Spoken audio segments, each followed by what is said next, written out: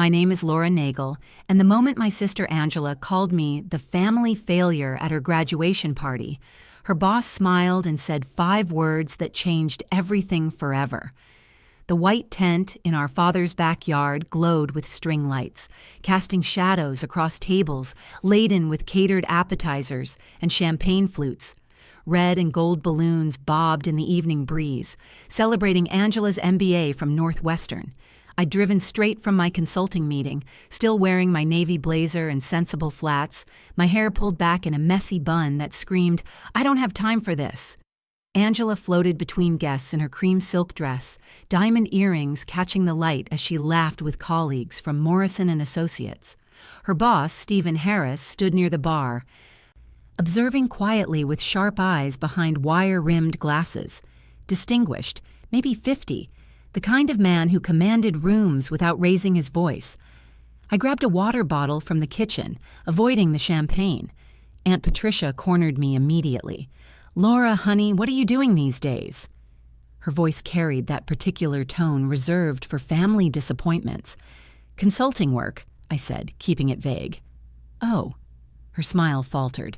"Well, that's nice. Angela's doing so well at Morrison. Did you know they're promoting her to senior analyst?" Before I could respond, the sharp ping of a knife against crystal silenced the crowd. Angela stood on the small platform Dad had rented, microphone in hand, cheeks flushed with wine and attention. "Thank you all for celebrating with me tonight," she began, her voice carrying across the yard. "This MBA represents 2 years of hard work, dedication, and the support of people who believed in me." Applause rippled through the crowd. I clapped politely, checking my phone. 3 missed calls from Grace Locke, my tech specialist. Whatever she needed could wait. Angela's voice grew stronger, more confident. "You know, success isn't guaranteed in any family. Some people are born with drive, ambition, the ability to see opportunities and seize them." Her eyes found mine across the crowd. Others are content to drift through life, making excuses, never quite measuring up. My stomach dropped. The crowd shifted uncomfortably, sensing the change in tone.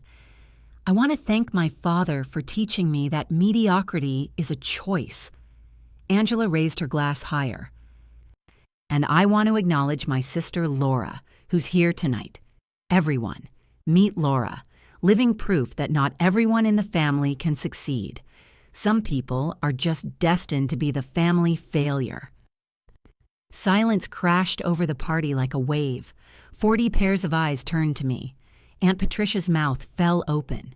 Dad stared at his shoes, saying nothing. Cousins exchanged glances, phones already emerging to capture the moment. Heat flooded my cheeks, but I kept my expression neutral. This wasn't the first time Angela had humiliated me publicly. It wouldn't be the last. "Laura works in... what is it again?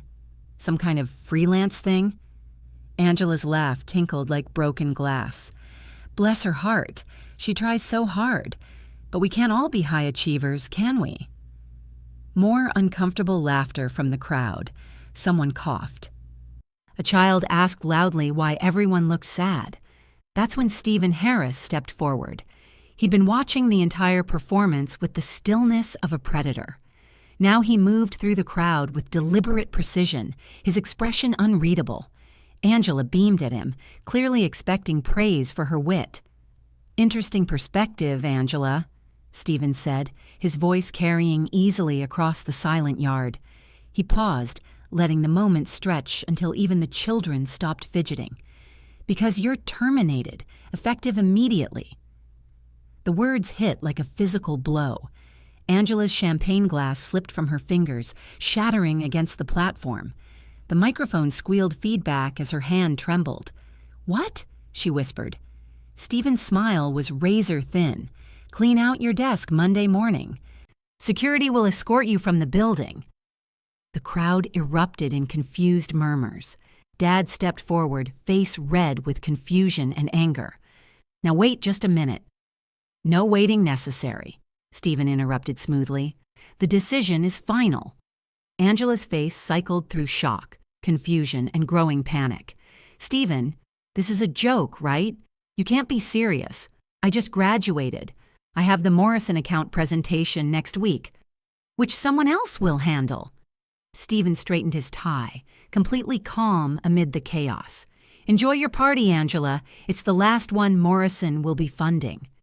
He turned and walked toward the gate, leaving behind a yard full of stunned faces and one sister whose perfect life had just imploded in front of everyone who mattered.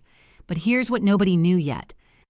What Angela couldn't possibly understand as she stood there shaking on her platform. Stephen Harris worked for me. If this story moves you, or you've experienced family betrayal that cut deep, hit that like button and share this with someone who needs to hear it. Subscribe for more stories that prove sometimes the underdog has been winning all along. The favoritism started the day Dad moved out when I was 12 and Angela was 10. Mom kept me in our cramped 2-bedroom apartment on Maple Street, where the radiator clanged all winter and the neighbors upstairs fought every Friday night. Dad took Angela to his new house in Riverside Estates, complete with a 3-car garage and swimming pool, different worlds separated by 20 minutes and $20,000 in annual income. Every other weekend, I'd ride the city bus to Dad's house for our court-mandated visits. Angela would greet me at the door wearing new clothes, her room redecorated again, showing off whatever expensive gift had appeared since my last visit. A laptop for her 13th birthday, a designer backpack for 8th grade, riding lessons because she'd mentioned horses once. Meanwhile, Mom worked double shifts at the hospital to keep our lights on. I learned to make dinner from whatever was in the pantry, usually pasta with butter or canned soup. When my shoes wore through, we'd hit the thrift stores. When Angela's shoes scuffed, Dad took her shopping at Nordstrom. "It's not about the money," Mom would say, counting bills at the kitchen table. "It's about character. You're learning to work for what you want." But at 14, character doesn't buy you lunch when the free meal program runs out of funding. Character doesn't explain why your sister gets a car for her 16th birthday while you're saving babysitting money for bus fare. The academic disparity hurt worse than the material differences. I maintained a 4.0 GPA through high school, taking every AP class available, staying after school for tutoring sessions I couldn't afford to miss. Angela coasted through private school with B-minuses and a trust fund that guaranteed her future regardless of effort. When college acceptance letters arrived, I'd been accepted to Northwestern University of Chicago and Georgetown with partial scholarships. The financial aid covered tuition, but not housing, meals, or books. I needed $12,000 annually to make it work. I presented my acceptance letters to Dad during one of our awkward Saturday dinners, hands shaking with excitement and hope. "Northwestern, huh?" He barely glanced at the papers. "That's expensive." "I have scholarships, Dad. I just need help with room and board. I can work part-time, take loans." "Laura, honey, money's tight right now. Angela's applying to colleges too, and private school tuition isn't cheap." He cut his steak methodically, not meeting my eyes. "Maybe consider community college first. Get your basics out of the way affordably." 2 weeks later, Angela announced she'd been accepted to Northwestern's business program. Full ride. Dad threw a celebration dinner, inviting extended family to toast his brilliant daughter's achievement. I served appetizers and cleared plates, invisible in my own father's house. Community college became my reality. Oakton Community College, 40 minutes by bus from Mom's apartment. I'd wake at 5:30, catch the 6:15 bus, attend classes until 3, then rush to my job at Murphy's Diner, slinging coffee and pie until 11 p.m.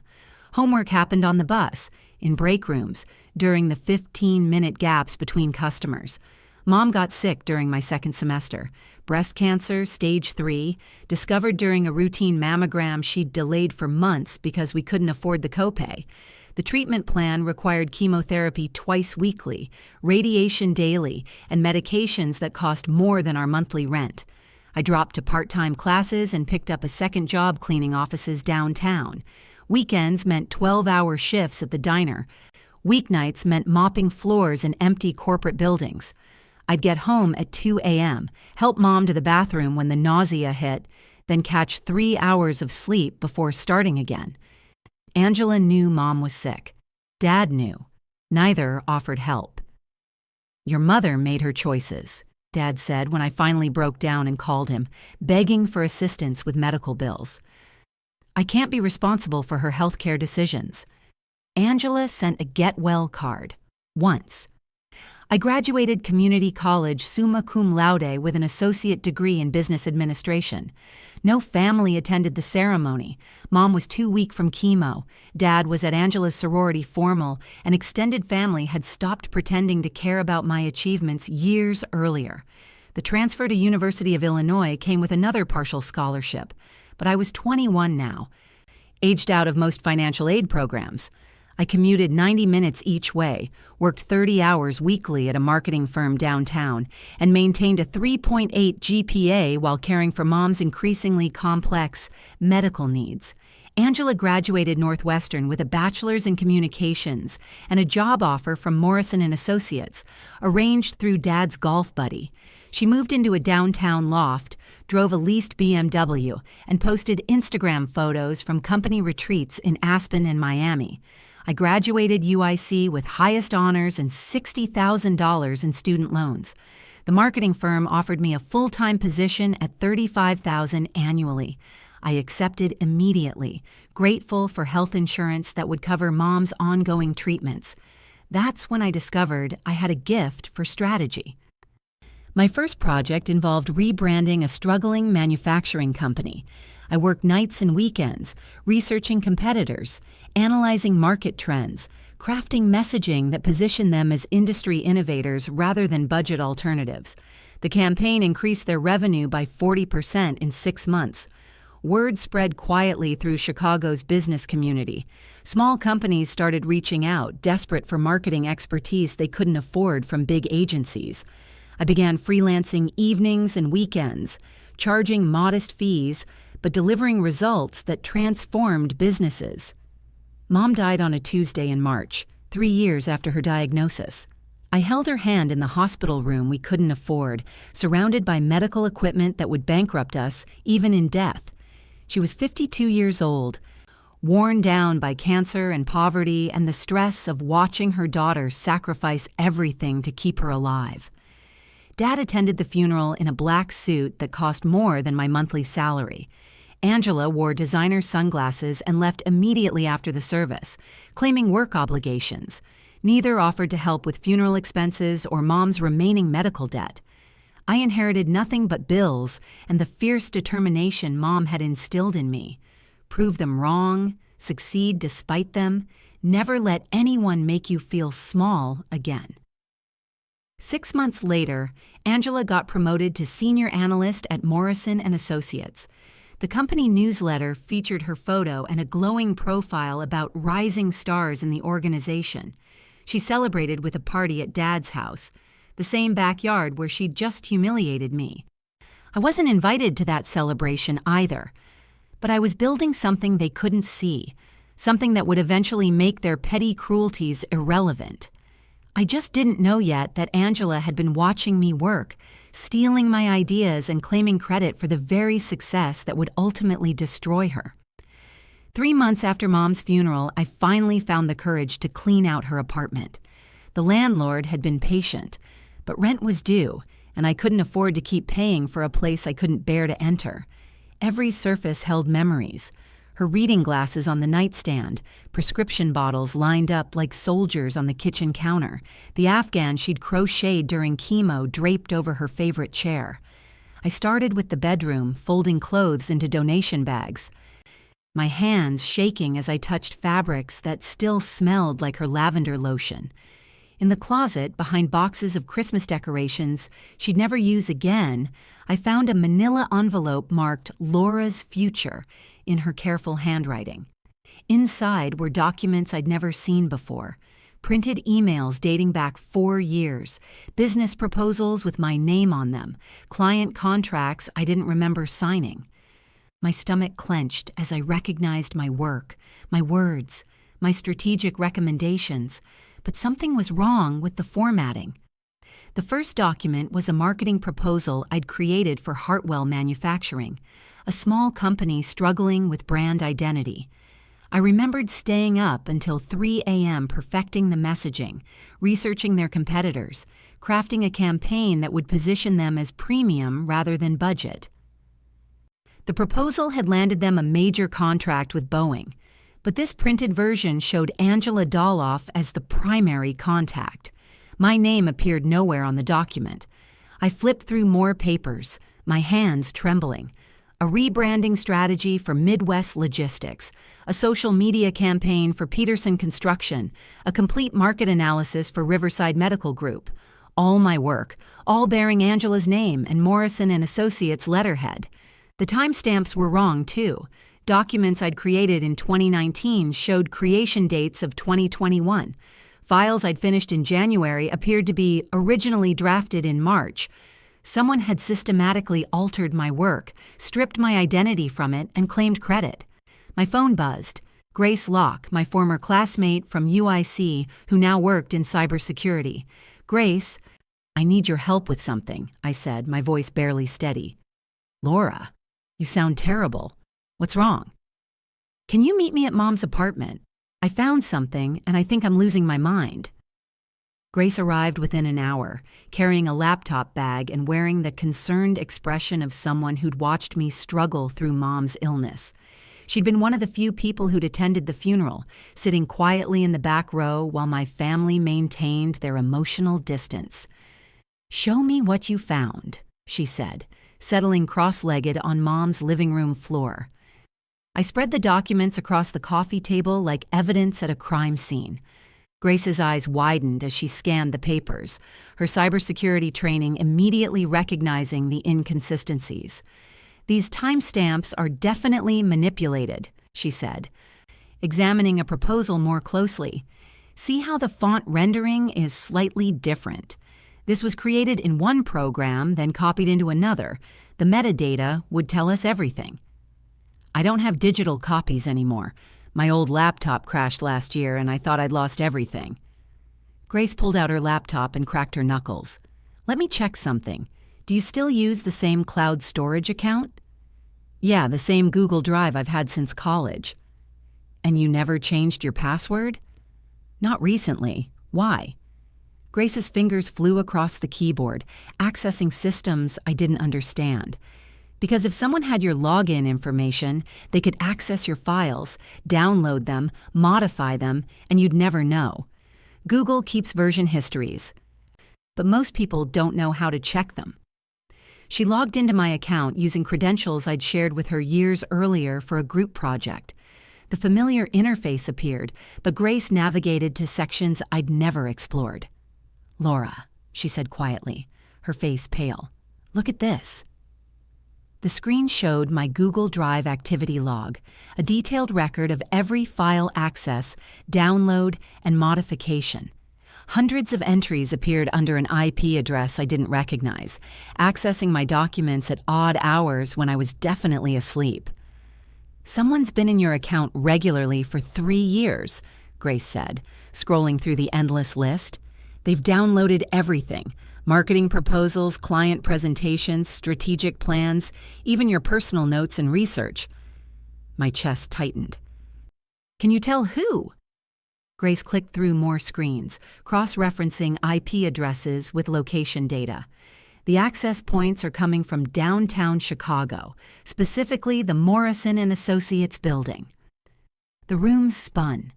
Angela worked at Morrison and Associates. Angela had access to their network. Angela knew my passwords because I'd used the same ones since high school, back when we still shared things like sisters. "There's more," Grace said grimly. "Look at the download patterns. Every time you created a new proposal or presentation, someone downloaded it within 24 hours. Then a few days later, modified versions appeared in Morrison's system under different authorship. She pulled up email logs, showing systematic forwarding of my work to Angela's corporate account. The evidence was overwhelming. 3 years of intellectual property theft documented down to the minute. "Grace, these files... Angela's been stealing my work for 3 years." 3 years? But that means every promotion, every client win, every success she's celebrated. Grace's voice trailed off as the implications sank in. I thought about Angela's rapid rise at Morrison & Associates, her promotion to senior analyst, her corner office, her BMW lease and downtown loft, all built on my stolen work, my sleepless nights, my creative strategies developed while I juggled multiple jobs and cared for a dying mother.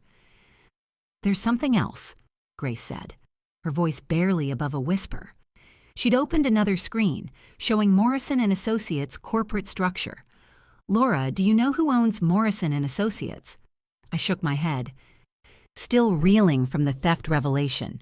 "It's a subsidiary of Meridian Solutions Group, and according to these corporate filings—" Grace paused, double-checking her research.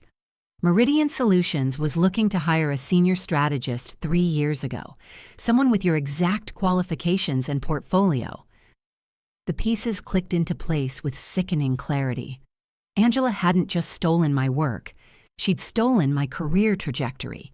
The job at Morrison & Associates, the position I should have been considered for, the opportunities that should have been mine, all taken by someone who'd built her resume on my stolen intellectual property. "Grace, I need you to document everything, every file, every timestamp, every piece of evidence." "Already on it," she said, her fingers flying across the keyboard. "But Laura, there's something else you need to know about Meridian Solutions Group." She pulled up another screen, showing corporate ownership documents that made my blood run cold. The company Angela thought she worked for, the success she'd built her identity around, the career she'd stolen from me, it all led back to a truth that would destroy everything she thought she knew about her perfect life. What Grace didn't know, what nobody in my family knew, was that I'd been building an empire while they thought I was barely surviving. It started 5 years ago with a single client who couldn't pay my consulting fee up front. Marcus Chen owned a struggling logistics company, hemorrhaging money due to inefficient routing systems. Instead of my usual flat rate, I proposed something different, a percentage of increased profits over 12 months. "You're betting on yourself," Marcus had said, impressed by my confidence. "I'm betting on results." The campaign I designed increased his efficiency by 60% and his profits by $200,000 in 8 months. My cut was $40,000, more money than I'd ever seen at once. But more importantly, Marcus referred me to 3 other business owners facing similar challenges. I registered the business under LN Meridian Consulting to keep my family name out of it. Laura Nagel had baggage, assumptions, a history of being underestimated. LN Meridian was a blank slate, judged solely on results. The second year brought 12 clients and revenue of $300,000. The third year, I hired my first employee and moved into a real office space in River North. By year 4, Meridian Solutions Group had 15 full-time employees and was pulling in $2.8 million annually. I kept my personal life completely separate from my business identity. Clients knew me as Ms. Meridian, a strategic consultant who delivered impossible results. I wore expensive suits to meetings, drove a leased Audi, and commanded respect in boardrooms across Chicago. But I went home to the same modest apartment, kept the same old friends, and never mentioned my success to family who'd already written me off. The acquisition of Morrison & Associates happened in year 4. They were a mid-sized marketing firm with solid clients but terrible management, bleeding talent and losing contracts to more agile competitors. When they approached Meridian for a consultation, I saw an opportunity for vertical integration. "We're not just going to consult for you," I told their board during the acquisition meeting. "We're going to buy you, restructure your operations, and turn you into the premier marketing firm in the Midwest." The purchase price was $4.2 million, financed through a combination of Meridian's cash reserves and a business loan secured against our growing client portfolio. Within 6 months, we'd streamlined their operations, upgraded their technology, and poached 3 senior strategists from competing firms. Stephen Harris was one of those hires. Brilliant, experienced, and frustrated by the bureaucracy at his previous firm, he jumped at the chance to run Morrison's day-to-day operations, while I focused on Meridian's expansion into new markets. "Ms. Meridian, I have to ask," Stephen had said during his interview, "why Morrison? There were bigger firms available for acquisition." "Because Morrison has something money can't buy, reputation for integrity. We're going to build on that foundation and create something unprecedented." What I didn't tell Stephen was that Morrison and Associates had been on my radar since college. They were the firm I dreamed of working for, the company that represented everything I wanted to achieve in marketing and strategy. Buying them felt like claiming a destiny that had been stolen from me. Stephen proved to be everything I'd hoped: strategic, ethical, and completely committed to excellence. Under his management, Morrison's revenue grew from $800,000 to $3.2 million annually. Our client retention rate hit 97%. Industry publications started featuring our campaigns as case studies. I watched it all from my position as majority owner of Meridian Solutions Group, reviewing quarterly reports and approving major decisions while maintaining my anonymity. Stephen knew he reported to the Meridian executive team, but he'd never met me face-to-face in my role as company owner. The irony was delicious. Angela had landed her dream job at the company I owned, working under the manager I'd hired, celebrating successes built on strategies I'd developed. Every promotion she received, every bonus she earned, every accolade she collected, ultimately came from my business decisions. When Grace showed me the corporate documents that night in Mom's apartment, I wasn't surprised to see the connection. I was surprised that it had taken this long for someone to trace the ownership structure back to me. "Laura," Grace said, staring at the screen in disbelief, "you own Morrison and Associates. You own the company where Angela works." I nodded, feeling a strange calm settle over me. "I own the parent company. Morrison is one of 7 subsidiaries under the Meridian umbrella." "7 subsidiaries? Laura, what exactly have you built?" I pulled out my phone and showed her the Meridian Solutions Group website. $15 million in annual revenue. 43 employees across 7 companies. Clients ranging from Fortune 500 corporations to innovative startups, awards for business excellence, community impact, and ethical leadership. "This is why you could afford Mom's medical bills," Grace whispered. "This is why you never seemed stressed about money even when you were working those terrible jobs." I kept working those jobs to maintain the illusion. If my family knew about Meridian, they'd find ways to interfere, to claim credit, to make it about them instead of the work.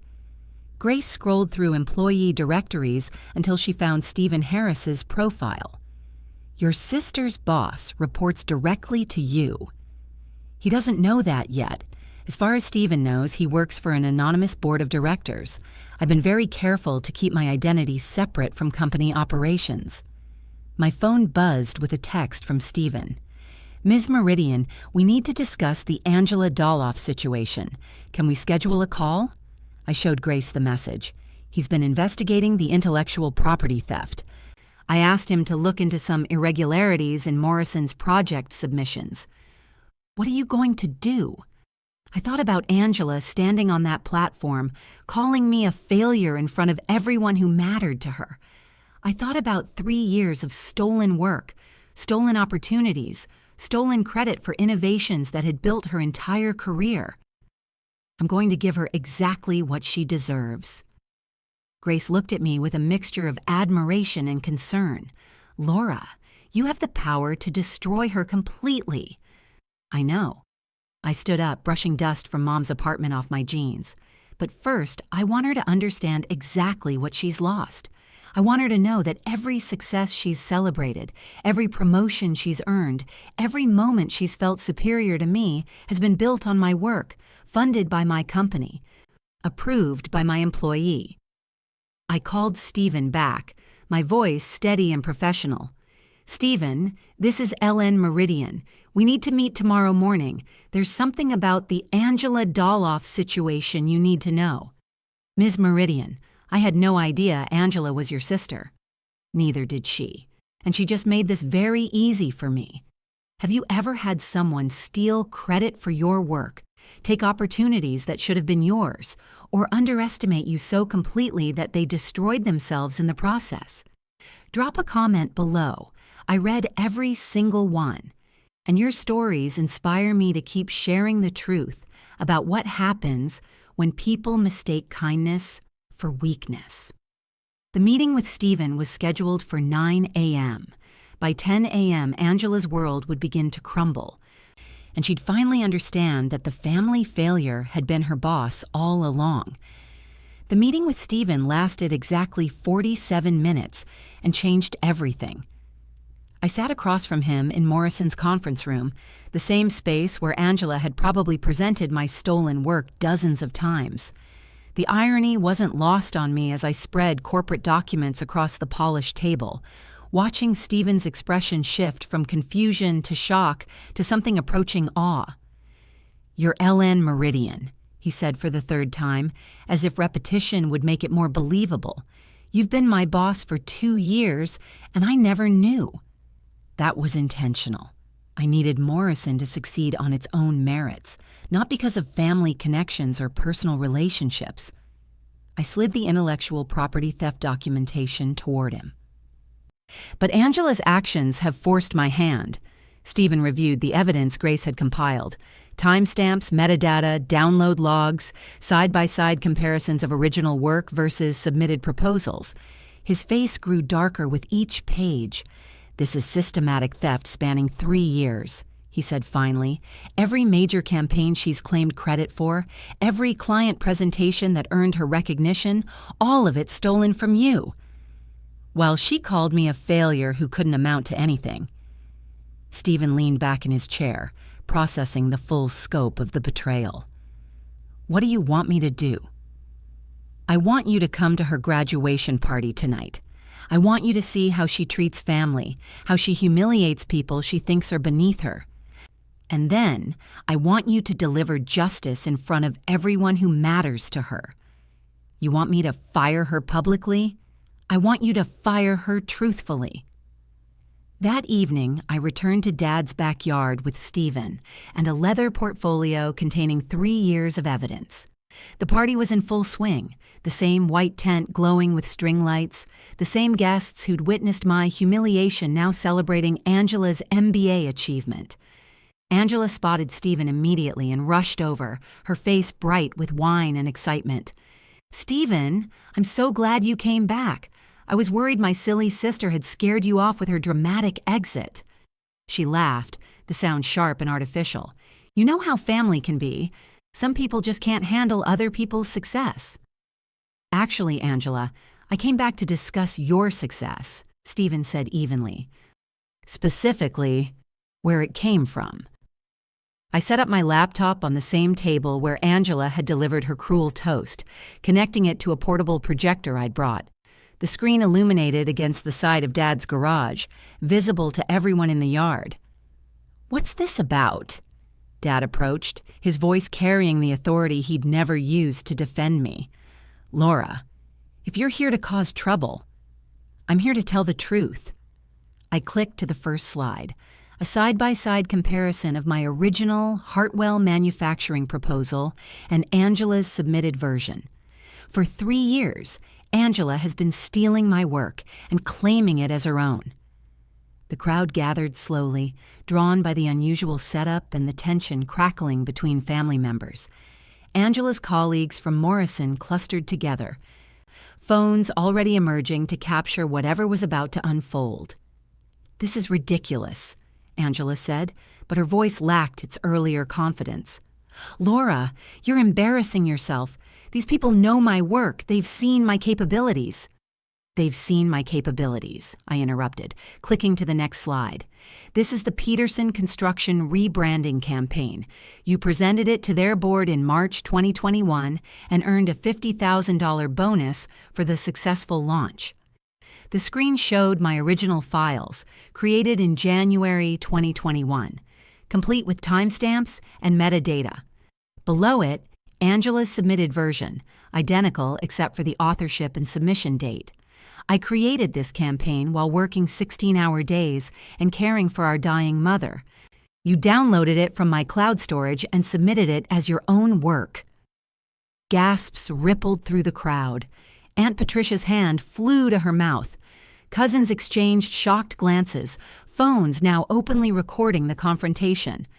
Angela's face cycled through emotions: confusion, panic, anger, desperation. "This is insane. You're just jealous of my success. You've always been jealous that I got the opportunities you couldn't handle."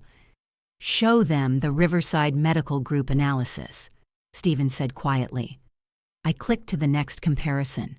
Another perfect match, another stolen campaign, another promotion Angela had earned using my intellectual property. The evidence was overwhelming, undeniable, documented down to the pixel. "For 3 years, you've been stealing my work and calling me a failure," I said, my voice carrying across the silent yard.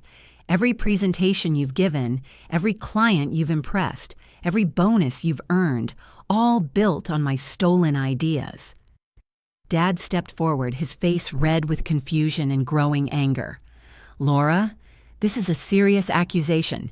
You can't just—" "She can prove it," Stephen interrupted, his voice cutting through Dad's bluster. "Because I've spent the last week investigating these irregularities at Angela's request.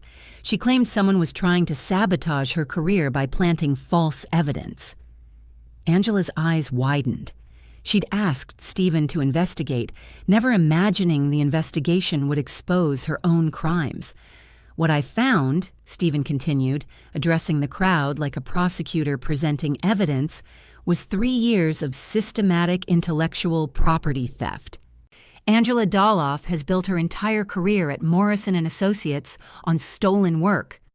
"That's impossible." Tina, Dad's second wife, spoke up from the crowd. "Angela graduated with honors. She's brilliant, creative." "She's a thief," I said simply. I clicked to a new slide showing download logs from my Google Drive account.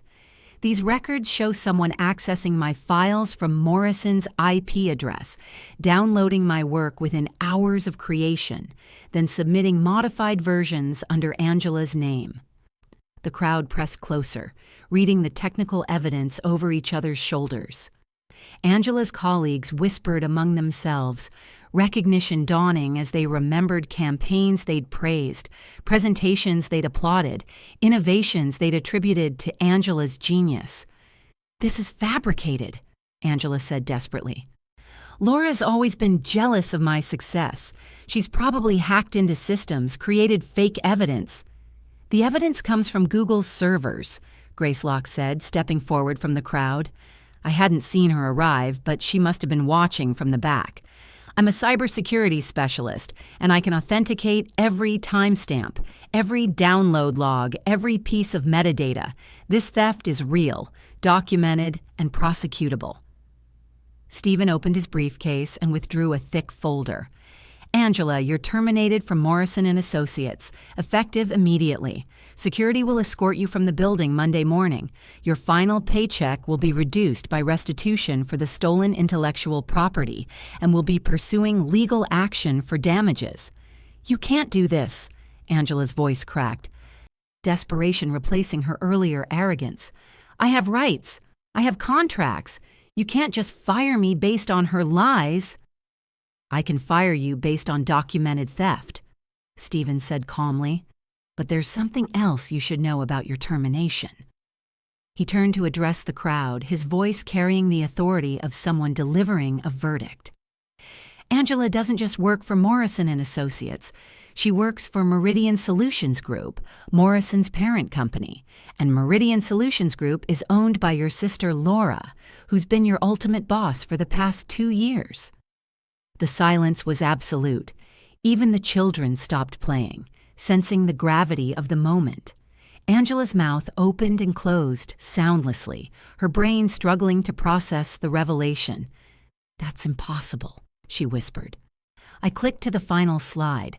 Meridian Solutions Group's corporate structure, showing my ownership stake, Morrison's subsidiary status, and Stephen's position as my appointed manager. Below it, financial statements showing $15 million in annual revenue, 43 employees, 7 subsidiary companies. "While you were calling me a failure," I said, my voice steady despite the adrenaline coursing through my veins, "I was building the company that employed you. Every paycheck you received, every promotion you celebrated, every success you attributed to your own brilliance, all of it came from the business I created." Dad stared at the screen, his face pale with shock. $15 million. Annual revenue, I confirmed. I started Meridian 5 years ago with a single client and a percentage-based fee structure. I kept my identity private to avoid exactly this kind of family drama. Angela sank into a nearby chair, the weight of her situation finally hitting her.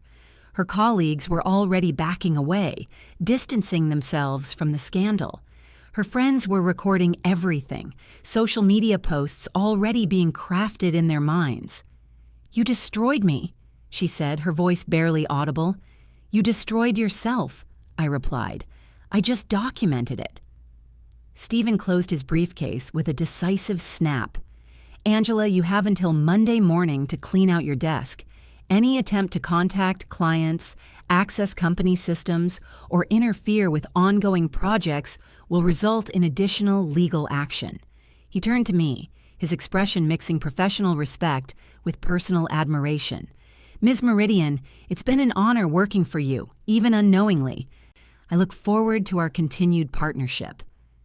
As Stephen walked toward the gate, the crowd began to disperse, guests murmuring among themselves, phones buzzing with messages and posts. Angela sat alone on her platform, surrounded by the wreckage of her carefully constructed life, finally understanding that the family failure had been her boss all along. The graduation party was over. The reckoning had just begun. The retaliation began at 3 a.m. My phone buzzed with notifications as Angela launched her counterattack across every social media platform she could access. Instagram stories, Facebook posts, LinkedIn articles, Twitter threads, all painting me as a vindictive sister who'd fabricated evidence to destroy her innocent sibling's career. "My sister Laura has always been jealous of my success," read her Facebook post. Already shared 47 times. "Tonight she used fake documents and hired actors to humiliate me at my graduation party. She's mentally unstable and dangerous. Please share this to warn others about her fraudulent business practices." The LinkedIn article was more sophisticated, professionally written with corporate buzzwords designed to damage my reputation in business circles. Meridian Solutions Group, a case study in corporate fraud and family vengeance, detailed elaborate conspiracy theories about how I'd supposedly hacked into Morrison's systems to plant false evidence. By dawn, she'd tagged every client I'd ever worked with, every business contact in her network, every mutual connection we shared. The posts were carefully crafted to avoid direct accusations that could trigger defamation lawsuits, instead relying on implications and emotional manipulation. I screenshot everything before calling Kimberly E. LeMay, the corporate attorney who'd handled Meridian's acquisition of Morrison & Associates. Kimberly specialized in intellectual property law and had a reputation for destroying people who tried to steal from her clients. "Laura, I've been expecting your call," Kimberly said, her voice crisp despite the early hour. "I've already seen the social media campaign. Angela's making this very easy for us." "Can we stop her?" "We can do better than that. She's just committed libel in writing with timestamps and screenshots. I'll have cease and desist orders drafted within the hour." But Angela wasn't finished. At 8 a.m., she appeared at Meridian's offices with Dad and a man I didn't recognize, demanding to speak with whoever's really in charge of this company. Security called me immediately. "She's claiming you're an imposter," the guard explained. "Says the real owner would never hire family members, and this whole thing is an elaborate fraud." I arrived to find Angela in the lobby, her voice echoing off the marble walls as she berated my receptionist. Dad stood beside her looking uncomfortable, while the stranger took notes on a legal pad. "Laura!" Angela's voice cracked with desperation and rage. "Tell them the truth. Tell them you're not really LN Meridian. Tell them this is all some sick joke." "The truth is that you're trespassing in my building," I said calmly. "Security, please escort them out." The stranger stepped forward, extending a business card. "Ms. Nagel, I'm Brian Estabrook, attorney for Angela Doloff. We're prepared to file suit for wrongful termination, defamation, and conspiracy to commit fraud." I glanced at the card without taking it. "Mr. Estabrook, you might want to research intellectual property law before filing frivolous lawsuits. Kimberly LeMay will be in touch with your office this afternoon." Dad finally spoke, his voice carrying the authority he'd never used to defend me as a child. "Laura, this has gone far enough. Angela made mistakes, but she's family. We can work this out privately." "You chose your family 3 years ago," I replied, meeting his eyes without flinching. "Live with it." As security escorted them out, I noticed Dad's hands shaking. The man who'd always seemed so confident, so in control of every situation, looked smaller somehow, older, afraid. That afternoon, Kimberly's investigation uncovered why. "Laura, we need to meet immediately," she said over the phone. "Angela's legal threats are the least of your problems.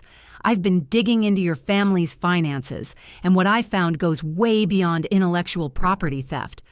Her office overlooked Lake Michigan, floor-to-ceiling windows framing the gray water under storm clouds.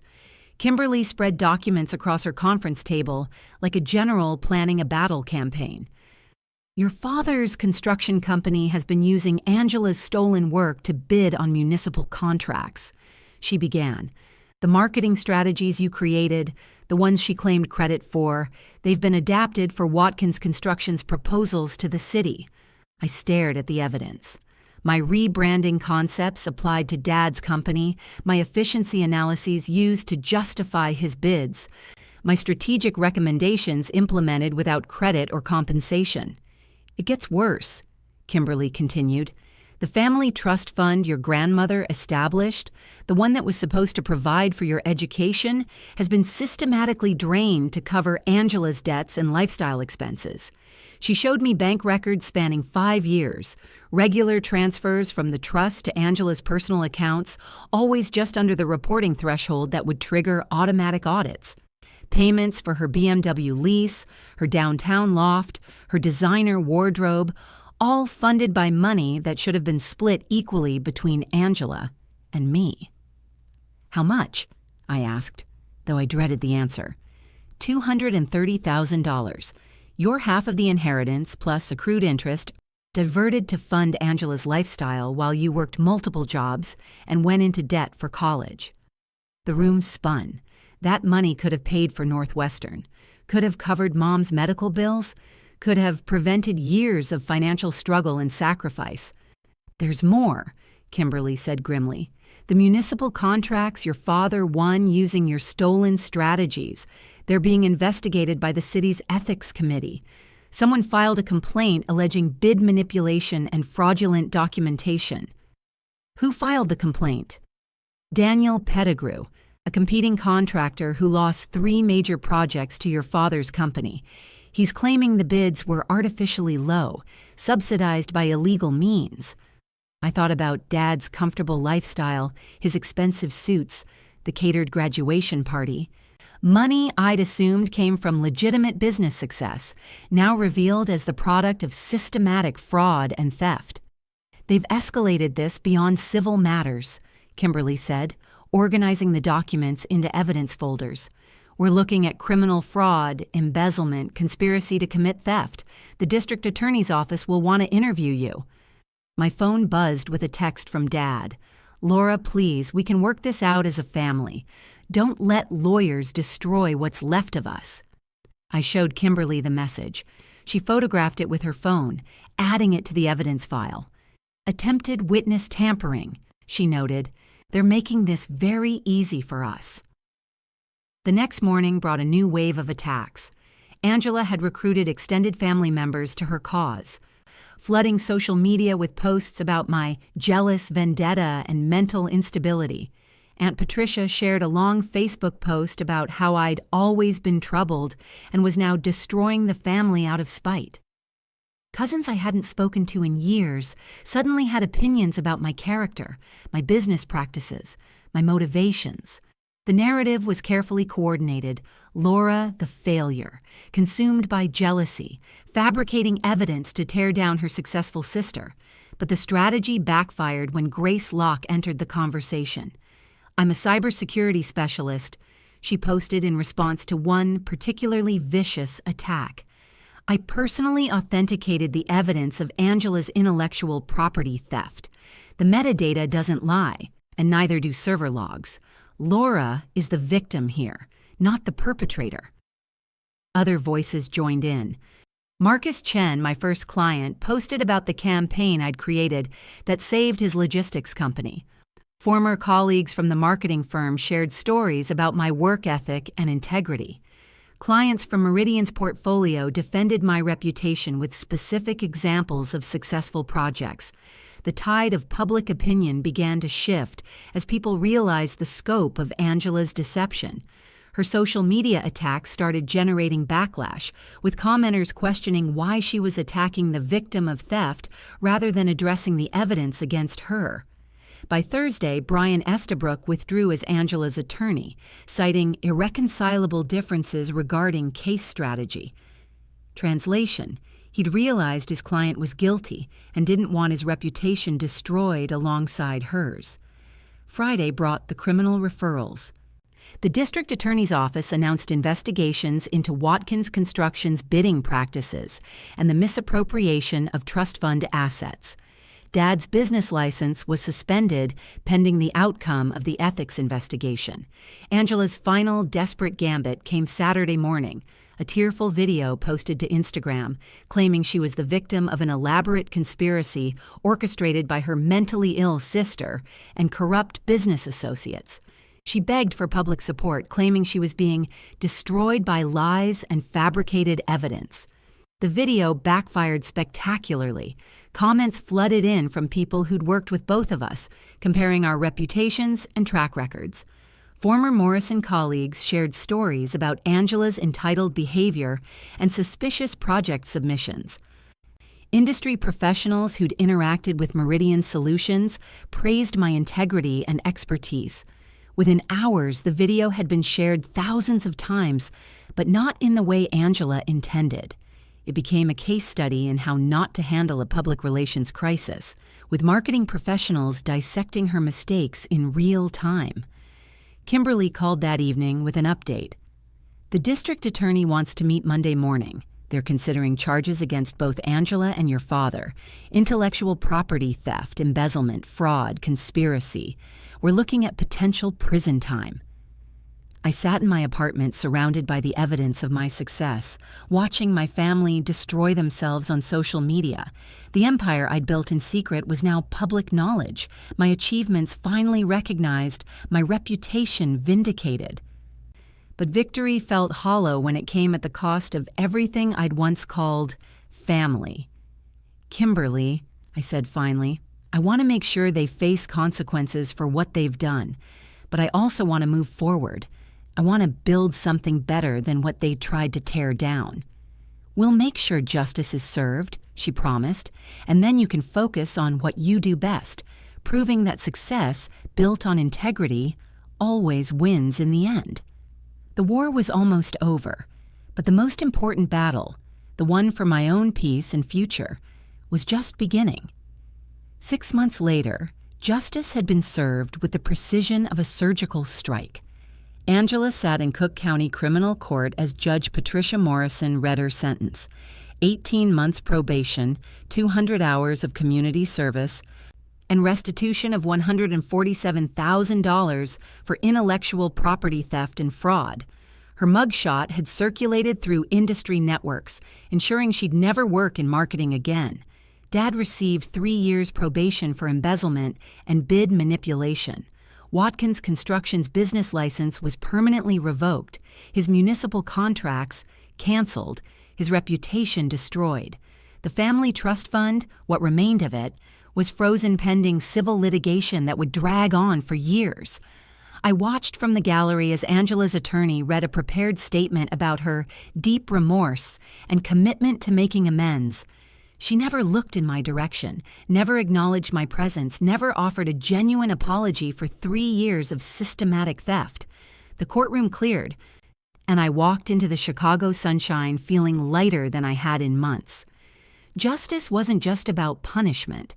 It was about validation, recognition that what happened to me mattered, that theft had consequences, that victims deserved protection. Meridian Solutions Group had thrived in the aftermath of the scandal. Clients respected companies that stood up to intellectual property theft. Our revenue grew from $15 million to $22 million annually as businesses sought partners with proven integrity. We'd expanded into 3 new markets and hired 15 additional employees. Stephen Harris had been promoted to Chief Operating Officer, managing day-to-day operations while I focused on strategic growth and new ventures. The irony wasn't lost on either of us. Angela's attempt to destroy my reputation had actually enhanced it, proving that authentic success always outlasts manufactured achievements. "Ms. Meridian," Stephen said during our weekly review meeting, "the Denver expansion is ahead of schedule. We've signed 12 new clients and identified office space in the financial district. Excellent. What about the Chicago operations?" "Running smoothly, the Morrison subsidiary is now our most profitable division, generating $4.8 million annually. The team Angela left behind has flourished without her toxic influence." I nodded, reviewing quarterly reports that showed consistent growth across all divisions. Success felt different now that it was public, acknowledged, celebrated by people who understood its true value.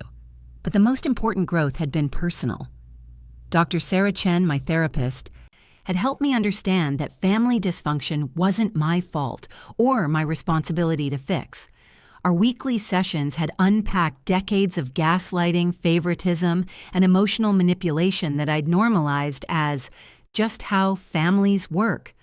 "You've spent your entire adult life proving your worth to people who were never going to acknowledge it," Dr. Chen had said during one particularly breakthrough session. "What would happen if you stopped trying to earn their approval and started building relationships with people who already see your value?" The answer had been transformative. I'd cultivated friendships with colleagues who respected my work, clients who valued my expertise, and mentors who celebrated my achievements. Grace Locke had become my closest confidant, the sister I'd never had but always deserved. Stephen had evolved from employee to trusted advisor and friend. My chosen family was small but genuine, built on mutual respect rather than biological obligation. The final test came on a rainy Thursday in November. I was leaving Meridian's offices when I spotted a familiar figure huddled under the building's awning. Angela looked smaller than I remembered, her designer clothes replaced by a discount store coat. Her confident posture collapsed into defeated slouching. "Laura," she said as I approached, her voice barely audible above the traffic. "Can we talk, please?" I stopped, studying the woman who'd once called me a failure in front of everyone who mattered to her. 6 months of consequences had aged her years. Dark circles shadowed her eyes. Her hair hung limp and unwashed. Her hands shook as she clutched a coffee cup from a gas station. "What do you want, Angela?" "I want to apologize. Really apologize, not the lawyer-written statement from court." She stepped closer, desperation evident in every gesture. "I know what I did was wrong. I know I hurt you, stole from you, humiliated you. I was jealous and entitled, and I made terrible choices." I waited, saying nothing. "But we're still sisters," she continued, tears mixing with rainwater on her cheeks. "Family forgives. Family finds a way to move forward. I've lost everything, Laura. My job, my apartment, my friends, my reputation. I have nothing left except family." The words hung between us like a challenge. 6 months ago, they might have worked. The old Laura, desperate for family acceptance, might have softened, might have offered help, might have prioritized blood over boundaries. But I wasn't that person anymore. "Family doesn't steal," I said quietly. "Family doesn't humiliate. Family doesn't spend 3 years systematically destroying someone's work and calling them a failure. You're not my sister Angela. You're a stranger who shares my DNA. Her face crumpled. Laura, please. I know I don't deserve forgiveness, but I'm begging you. I'll do anything to make this right. I'll work for free. I'll pay back every penny. I'll spend the rest of my life making amends. You'll spend the rest of your life living with the consequences of your choices, I corrected. Just like I spent years living with the consequences of yours. I pulled out my phone and showed her a photo from the previous weekend. Grace, Stephen, and me at a Meridian Company retreat, laughing around a campfire surrounded by employees who'd become genuine friends. This is my family now, I said. People who celebrate my success instead of stealing it. People who build me up instead of tearing me down. People who chose to be in my life because they value who I am, not because they're obligated by genetics. Angela stared at the photo, understanding finally dawning in her eyes. You're never going to forgive me. Forgiveness isn't about you, I replied. It's about me choosing not to carry your poison anymore. I've forgiven you for my own peace, but that doesn't mean I trust you, welcome you back, or pretend we're family. I stepped toward the street, raising my hand to hail a taxi. Laura, wait! Angela's voice cracked with desperation. What am I supposed to do? How am I supposed to rebuild my life? I turned back one final time, seeing her clearly for what she'd always been. Someone who expected others to solve problems she'd created, to provide opportunities she hadn't earned, to forgive behavior she'd never truly acknowledged. The same way I did, I said, with integrity, hard work, and the understanding that success means nothing if it's built on someone else's foundation. The taxi pulled up and I got in without looking back. Through the rear window, I watched Angela standing alone in the rain, finally understanding that actions have consequences, that family isn't an excuse for cruelty, and that some bridges burn completely when you light them yourself. 6 months later, Meridian Solutions Group was featured on the cover of Chicago Business Magazine as Company of the Year. The article detailed our growth, our values, and our commitment to protecting intellectual property rights. My photo appeared alongside quotes about building authentic success and the importance of surrounding yourself with people who celebrate your achievements. I framed the magazine cover and hung it in my office, not as a trophy of revenge, but as a reminder of what's possible when you stop trying to prove your worth to people who will never see it. The family failure had become a business leader, a mentor, and an advocate for others who'd been underestimated and overlooked. But more importantly, I'd become someone who understood that the greatest victory isn't destroying your enemies. It's building a life so fulfilling that their opinions become irrelevant. If this story inspired you to protect your work, set boundaries with toxic family members, or choose self-respect over family approval, share your own transformation in the comments below. Your courage might inspire someone else to take action and build the life they deserve. What's one boundary you're setting this week? What's one relationship you're choosing to prioritize over obligation? What's one dream you're going to pursue, regardless of who believes in it? Sometimes the greatest revenge is simply refusing to let other people's limitations define your possibilities. Sometimes the best family is the one you choose. And sometimes the biggest failure is staying in relationships that require you to shrink yourself to make others comfortable. I learned that success, built on authenticity, always outlasts success built on theft. That documentation and evidence matter more than family loyalty when justice is at stake. That chosen family often loves you better than blood family ever could. Most importantly, I learned that walking away from people who never valued you isn't giving up. It's finally understanding your worth.